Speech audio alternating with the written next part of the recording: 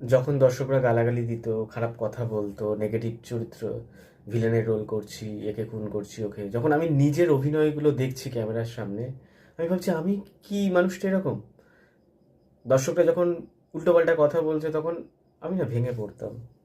কিন্তু তখন আমাকে একজন সাপোর্ট করেছিল, সাত্তকী বসু, নামটা আমি আবারও নিচ্ছি।